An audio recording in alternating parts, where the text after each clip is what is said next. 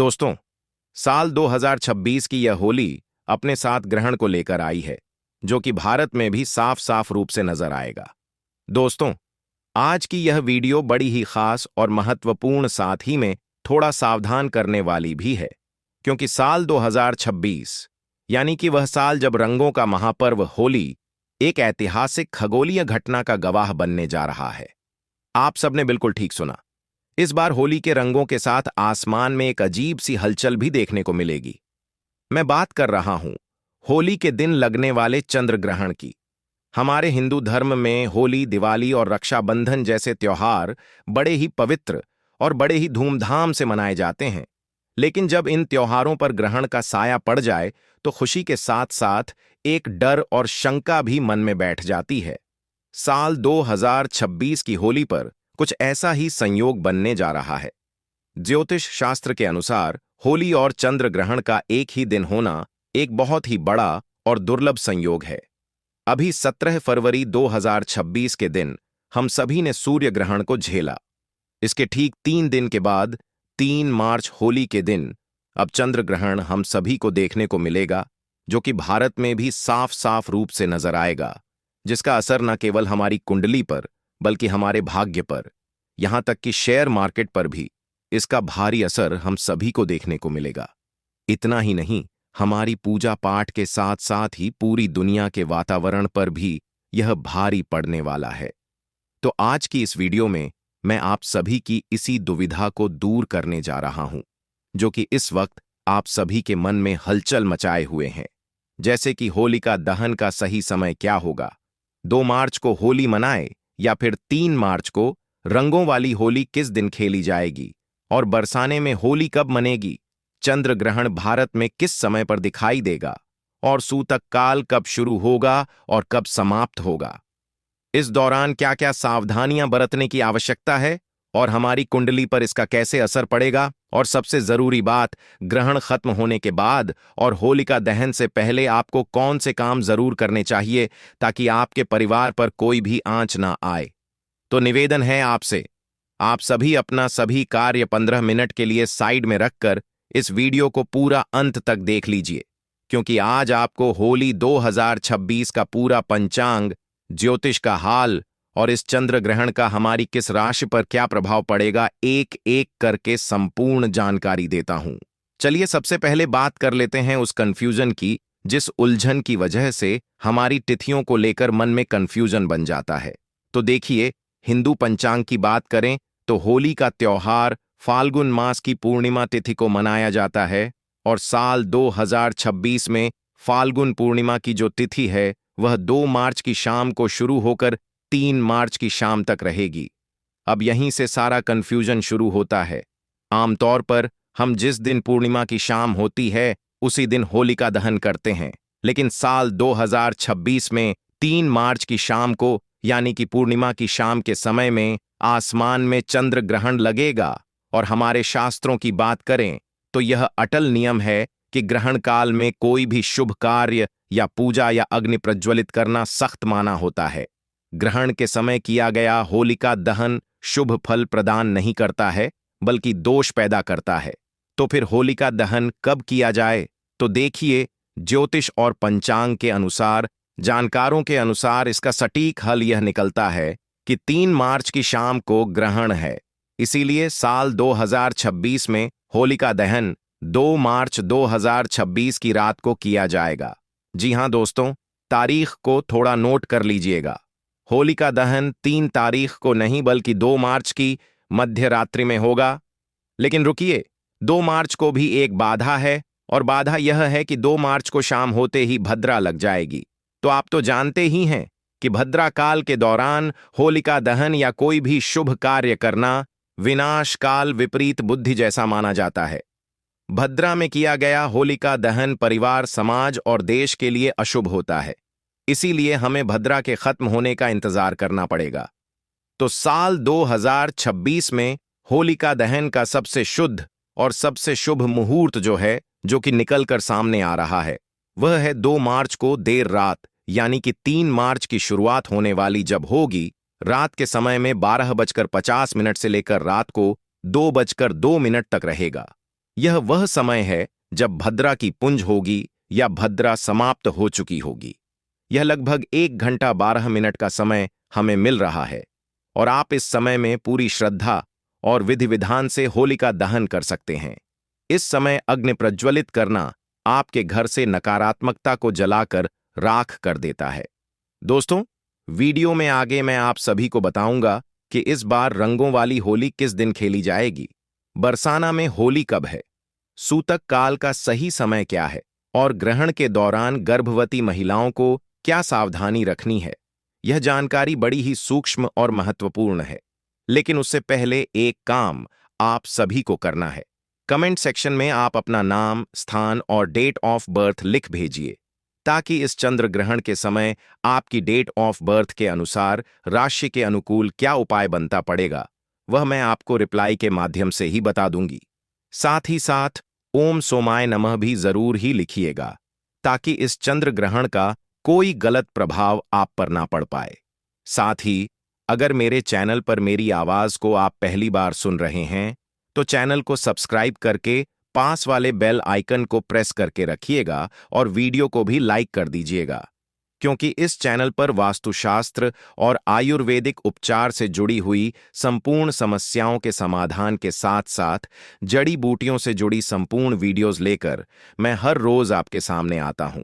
और अब जान लेते हैं कि होलिका दहन में ऐसी कौन सी चीजें हैं जिन्हें डालने से हमें समस्त प्रकार के कष्टों से मुक्ति तो मिलेगी ही, साथ ही मां लक्ष्मी का आशीर्वाद भी प्राप्त होगा। तो देखिए, इस क्रम में सबसे नंबर 1 पर आता है नकारात्मक ऊर्जा और बाधाओं से मुक्ति।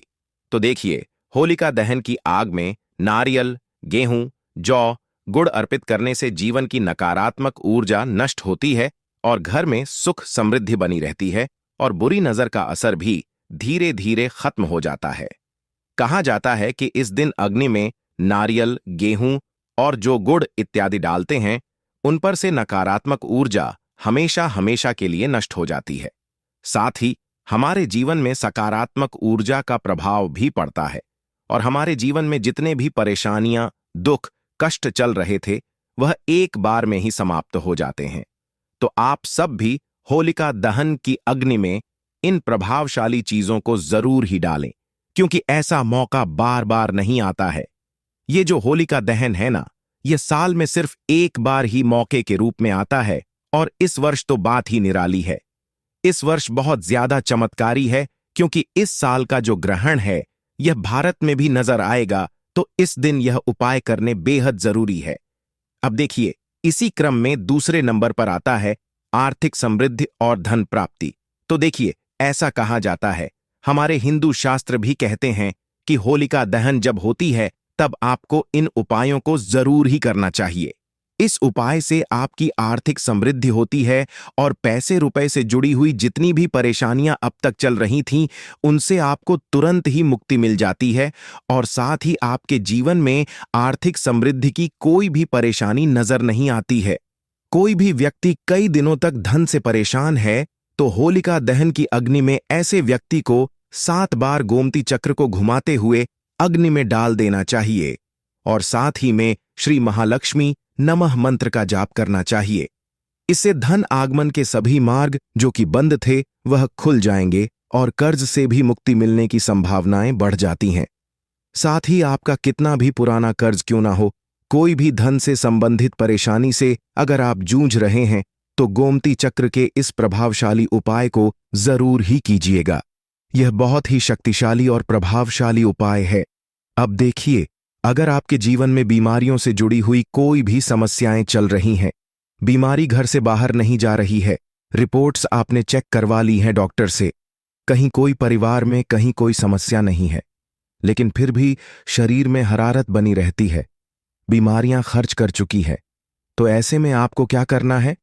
होलिका दहन के समय में अग्नि में आपको हल्दी की एक गांठ को डाल देना है।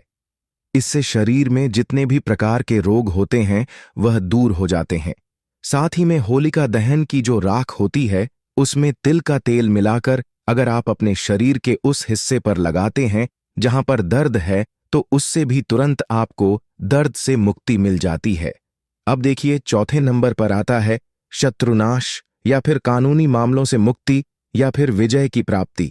तो देखिए, अगर आपके शत्रु बन रहे हैं, कोई भी व्यापार में शत्रु बन चुका है, या फिर नौकरी में कोई बाधा डाल रहा है, या फिर कोई भी कोर्ट केस वगैरह आपका चल रहा है, तो ऐसे में जो होलिका दहन की राख होती है, उसे आप अपने घर पर लेकर आ और उसका छिड़काव अपने घर के हर एक कोने में कर दें। इससे तुरंत ही अगर कोई कानूनी कार्यवाही चल रही है, कोई कोर्ट केस है, तो उसमें आपको विजय की प्राप्ति होती है, और साथ ही में अगर कोई अज्ञात शत्रु है तो उसका भी नाश होता है। तो इन उपायों को आप सभी जरूर कीजिए। अगला उपाय उन लोगों के लिए है जिनके शादी विवाह में DHH ने आ रही है। बार बार शादी विवाह तय होकर कट जा रही है, कैंसिल हो जा रही है, या मनचाहा विवाह नहीं हो पा रहा है। तो ऐसे में होलिका दहन की यह रात आपको खाली नहीं जाने देनी है। केवल आपको 5 गुलाब के फूल होलिका दहन की अग्नि में डाल देने हैं और अपनी मनवांछित इच्छा को मांग लेना है। बस इतना सा उपाय आप सभी जरूर कीजिएगा। यह वह उपाय हैं जिनसे आपको समस्त प्रकार के कष्टों से मुक्ति मिल जाती है।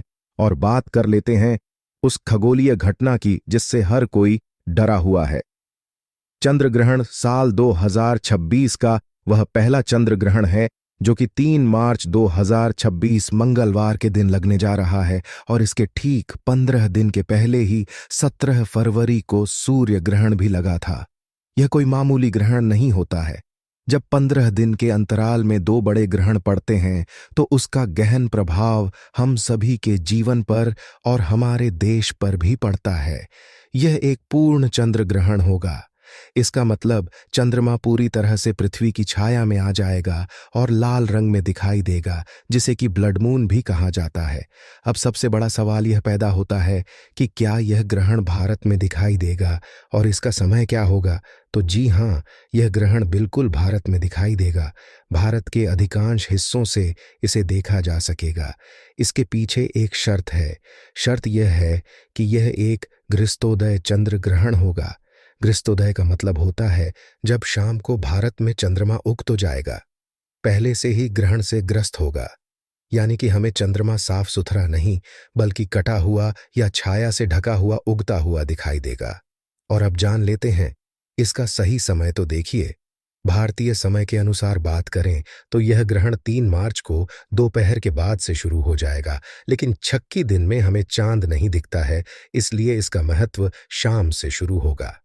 भारत में चंद्रोदय का समय अलग अलग शहरों में अलग अलग समय पर होता है, यानी कि लगभग 6 बजे से 6:30 के बीच होता है। जैसे ही शाम को लगभग 6:20 के आसपास पूर्व दिशा में चांद निकलेगा, ग्रहण शुरू हो चुका होगा। यह ग्रहण शाम 6:47 पर समाप्त हो जाएगा, यानी कि इसका मोक्ष काल शाम 7 बजे से पहले ही हो जाएगा। भले ही यह ग्रहण भारत में शाम का मुक्ति तो मिलेगी ही, साथ ही मां लक्ष्मी का आशीर्वाद भी प्राप्त होगा। तो देखिए, इस क्रम में सबसे नंबर 1 पर आता है नकारात्मक ऊर्जा और बाधाओं से मुक्ति। तो देखिए, होलिका दहन की आग में नारियल, गेहूं, जौ, गुड़ अर्पित करने से जीवन की नकारात्मक ऊर्जा नष्ट होती है और घर में सुख समृद्धि बनी रहती है, और बुरी नजर का असर भी धीरे धीरे खत्म हो जाता है। कहा जाता है कि इस दिन अग्नि में नारियल, गेहूं और जो गुड़ इत्यादि डालते हैं, उन पर से नकारात्मक ऊर्जा हमेशा हमेशा के लिए नष्ट हो जाती है। साथ ही हमारे जीवन में सकारात्मक ऊर्जा का प्रभाव भी पड़ता है, और हमारे जीवन में जितने भी परेशानियां, दुख, कष्ट चल रहे थे, वह एक बार में ही समाप्त हो जाते हैं। तो आप सब भी होलिका दहन की अग्नि में इन प्रभावशाली चीजों को जरूर ही डालें, क्योंकि ऐसा मौका बार बार नहीं आता है। ये जो होलिका दहन है ना, यह साल में सिर्फ एक बार ही मौके के रूप में आता है, और इस वर्ष तो बात ही निराली है। इस वर्ष बहुत ज्यादा चमत्कारी है, क्योंकि इस साल का जो ग्रहण है यह भारत में भी नजर आएगा, तो इस दिन यह उपाय करने बेहद जरूरी है। अब देखिए, इसी क्रम में दूसरे नंबर पर आता है आर्थिक समृद्धि और धन प्राप्ति। तो देखिए, ऐसा कहा जाता है, हमारे हिंदू शास्त्र भी कहते हैं कि होलिका दहन जब होती है तब आपको इन उपायों को जरूर ही करना चाहिए।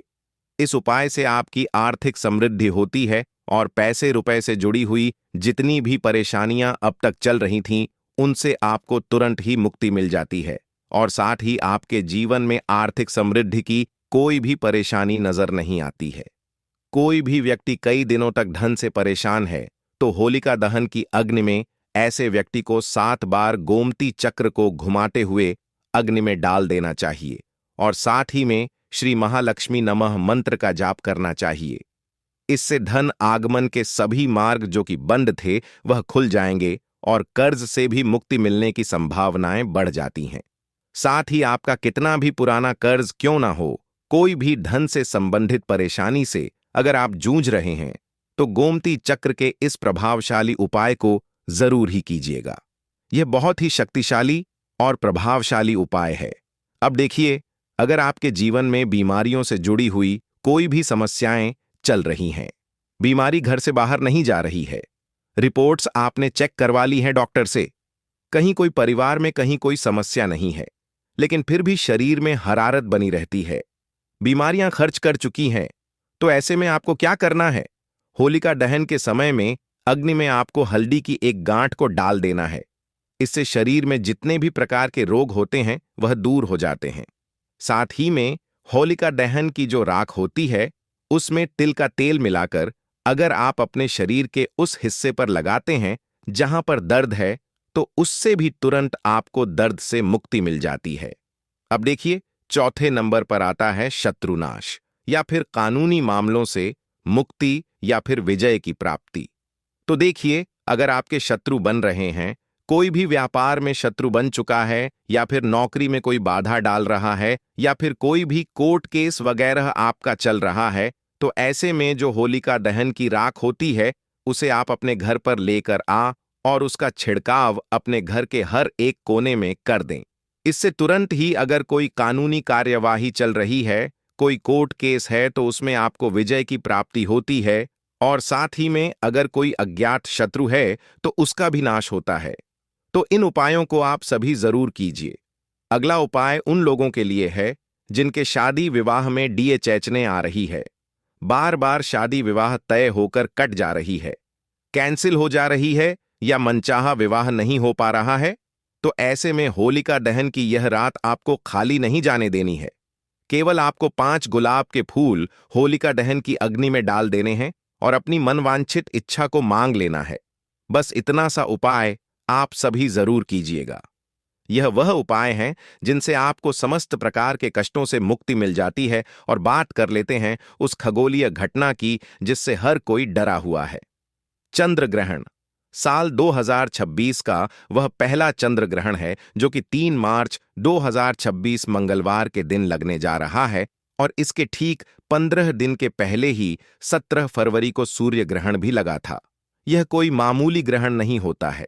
जब 15 दिन के अंतराल में 2 बड़े ग्रहण पड़ते हैं तो उसका गहन प्रभाव हम सभी के जीवन पर और हमारे देश पर भी पड़ता है।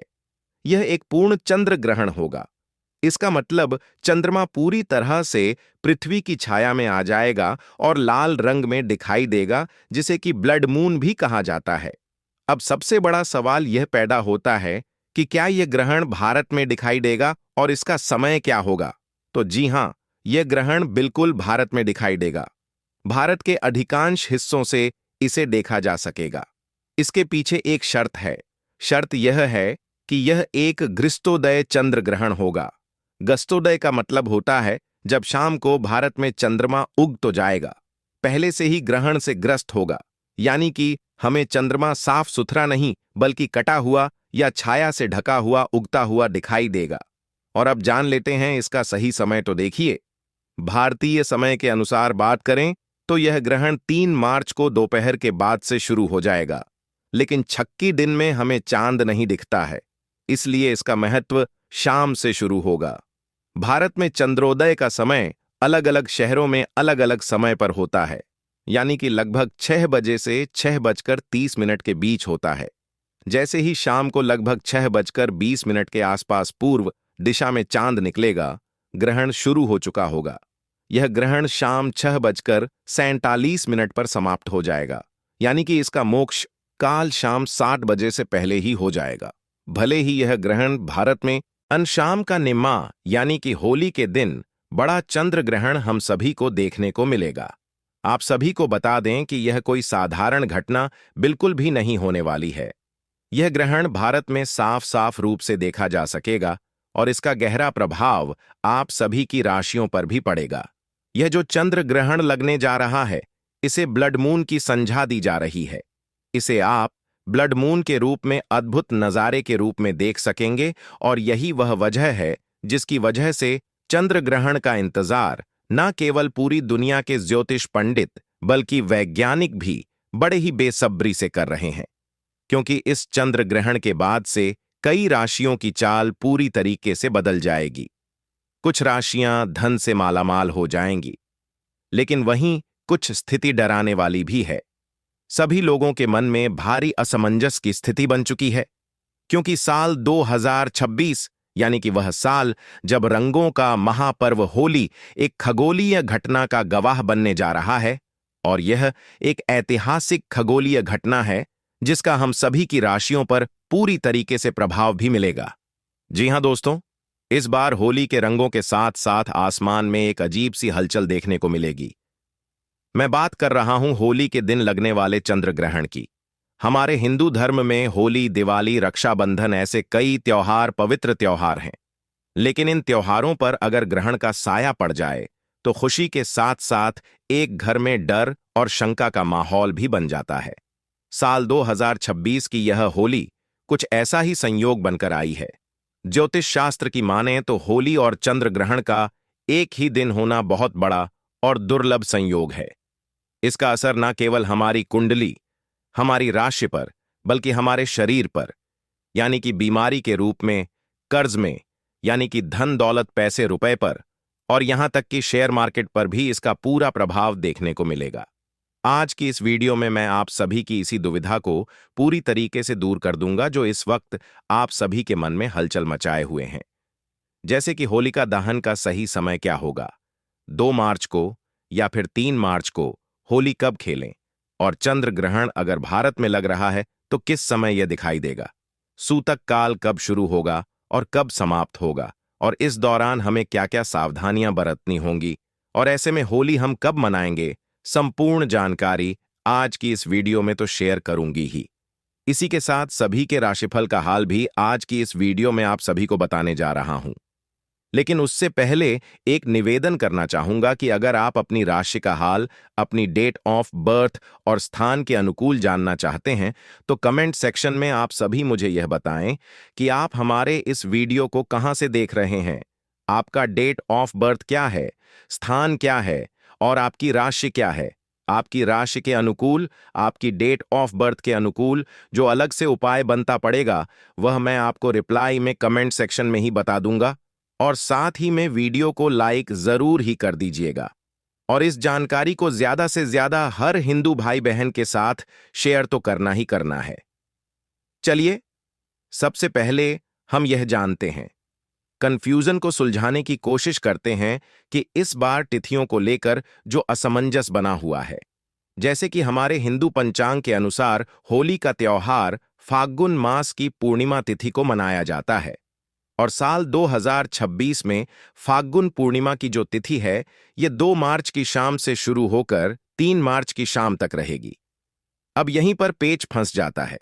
आमतौर पर जिस दिन पूर्णिमा की शाम होती है उसी दिन होलिका दहन किया जाता है, लेकिन साल 2026 में तो 3 मार्च की शाम को यानी कि पूर्णिमा की शाम को आसमान में चंद्र ग्रहण लगा होगा, और ऐसे में शास्त्रों का यह अटल नियम होता है कि ग्रहण काल में कोई भी शुभ कार्य, पूजा पाठ या अग्नि प्रज्वलित नहीं की जाती है।